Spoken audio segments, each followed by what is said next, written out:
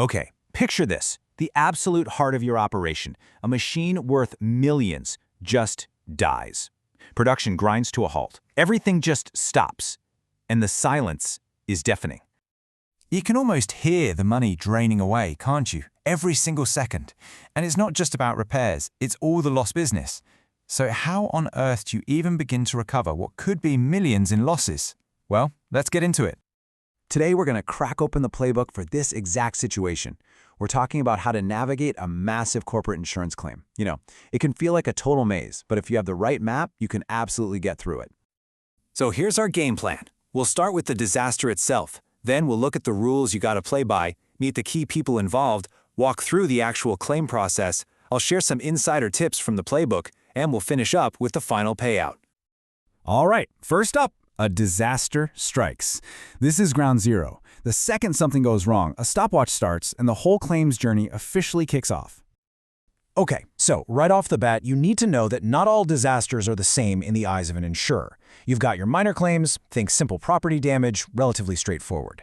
But then you have the major claims, and that's a whole different beast. We're talking property damage plus business interruption. It's way more complex, and believe me, the process gets a lot more intense. But before we can even dream about getting a payout, we have to talk about the rules of the game. Think of these as the gatekeepers. There are 4 absolute must-have conditions for a claim to even be considered valid. Yeah, it's like a 4-part test, and you have to pass every single one. First, the thing that broke has to be something you actually insured, and the reason it broke has to be covered by your policy. Second, you need to have what's called an insurable interest. Basically, you got to have some financial skin in the game. Third, and this might seem obvious, you need a valid, active policy. And fourth, you have to have followed all the rules of that policy. You trip up on just one of these, and your claim is dead in the water. Game over. Okay, so in this high-stakes drama, who are the main characters? Let's meet the key players, because these are the 4 people who are going to make or break your claim. First up, of course, is you, the insured. You're the one who took the hit, and you're the one with the right to get paid back for the loss. Everything revolves around you. Then there's the insurer. Pretty straightforward. They're the insurance company.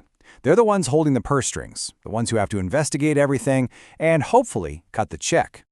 Now, you're not alone in this. You've got your broker. Think of them as your guide, your expert, your champion. They work for you, and their job is to give you advice and go to bat for you when negotiating with the insurer.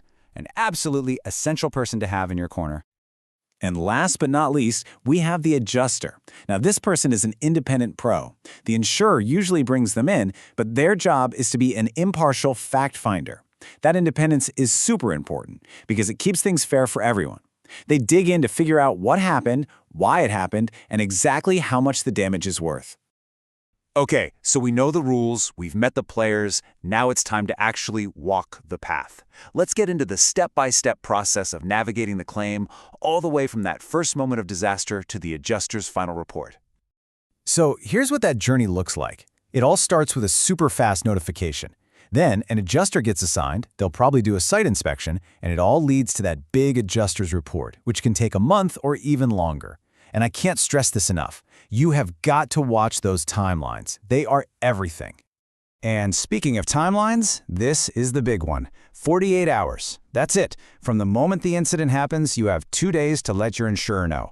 Seriously, this is not a suggestion. It's a hard and fast rule. If you miss this deadline, you're giving them the easiest reason in the world to deny your claim before you've even really started.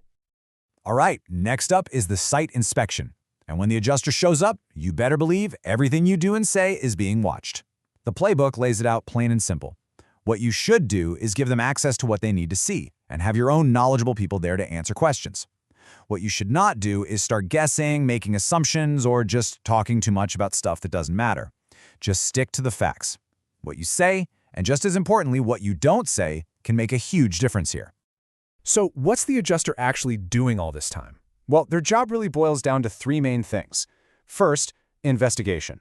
They figure out what happened. Second, evaluation.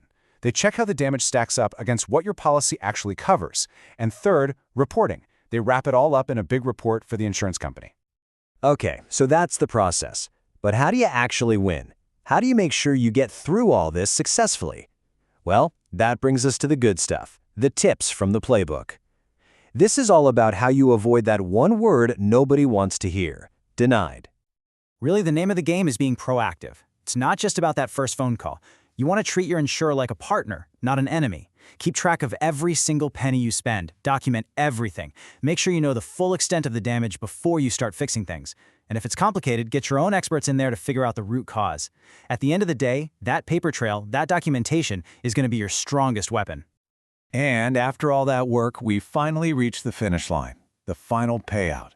This is where all that hard work, the investigating, the documenting, the back and forth, finally turns into a check. So once the insurer gets that big report from the adjuster and goes through it, they'll come back to you with a formal settlement offer. But hey, don't hold your breath. This part of the process can easily take 30 working days, maybe even more, while they figure out their final numbers. And guess what? Once you agree to the offer and sign on the dotted line, another clock starts ticking. You're probably looking at another 30 to 60 working days before the money actually hits your bank account. Like I said, this whole thing is absolutely a marathon, not a sprint. And this quote really gets to the heart of the whole thing. It's about building confidence.